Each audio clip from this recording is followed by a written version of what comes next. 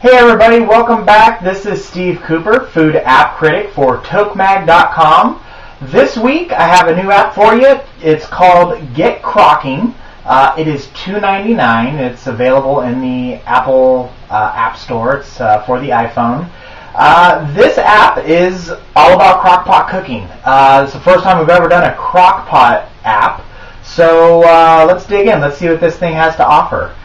When you open up the app, it really has a lot of different ways that you can browse your crock-pot recipes. This includes a database of over 200 of them, and the developer's website says that they're adding new ones all the time. And as indicated by the opening page here, there actually is a new, recently added crock-pot recipe section. You can browse by category, so appetizers, main dish, desserts, breakfast. You can get top rated as well as do a general search. If you want to browse by topic here, you can go through and, like I said, you can click any of those. We'll click here on appetizers, and then you can just scroll up and down and try to find the one that you want to cook. And most of these are pretty nice. There's an image that goes along with it. The prep time, which is usually minutes, anybody who's ever done crock-pot cooking before. The cook time, usually double-digit time, so 10, 12 hours. Some of them, depending on what the recipe is, it can be shorter. And then the recipe page itself is broken down by an ingredients section, a preparation tab, and then as well as like some reviews. And in the review section is where you can actually give your recipe, or after you've cooked it, a 1 to 5 star rating, as well as you can write something. This page is very nice. The whole recipe section is very nice. There's also a couple big buttons here to add it to your favorites, add it to your shopping list. That works very well. Excuse me.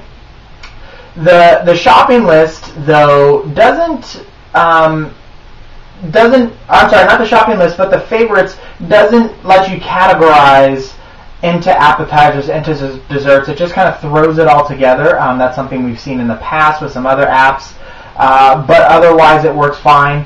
The shopping list is pretty cool because the shopping list, you can click a button and combine all your ingredients together into one giant shopping list, or you can browse the shopping list by individual dishes once you've added things to it.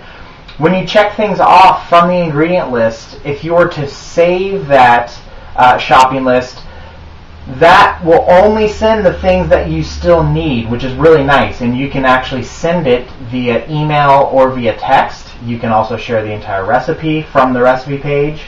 The other thing that I want to mention here is the search function works really well, and you can do a Boolean search, so you can do and or type searches and filter out really what you're looking for. So I want a recipe with pork, I want it with onion, and then it'll give you all the options. The one thing that I did find wrong with this app was it crashed on me on occasion. Like I mentioned, there are new recipes going into the database every so often, and some of those recipes are recommendations from the user. So you can actually create a recipe, shoot a picture, upload it, submit it to the developer, and then they will look at it, and then if it's worthy, they will then add it to the database. In that process, I had it actually crash on me. When I was trying to upload a picture, it crashed on me.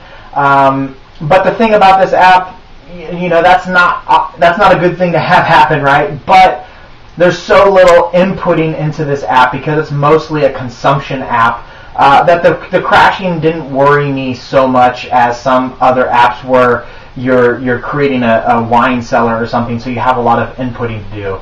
This is really a recipe guide, a recipe consumption type app, so that didn't bother me as much. The other thing, though, that I kind of wish that this app had was because there are really long recipes, 10, 12-hour recipes, and a lot of these recipes will call for high heat in the beginning and then turn it down low after a couple hours, or low in the final hour. I really wish there were some built-in timers into this thing. This is version 1.0 of GetCrocking. So I'm hoping maybe they add that functionality later on, but there's definitely some room for improvement. So as an overall app, it's nice. You can tell that they put a lot of time and effort into this. It's well designed. It's easy to get around. It's easy to find recipes that you're looking for. There's a lot of really great, interesting recipes too in here. I mean, there's like French toast and things that you just don't think of when you think of crock pot cooking. So I found that fun and interesting. And so I think if you are a crock pot slow cook enthusiast, you will enjoy this app. It's $2.99, so it's a little on the high side, particularly because it's not as stable as I'd like it to be. But again, this is version 1.0, so I'm hopeful, because it looks like the developer does care about this app, unlike some other ones that we've reviewed where clearly they don't care because there's not much time or effort into it.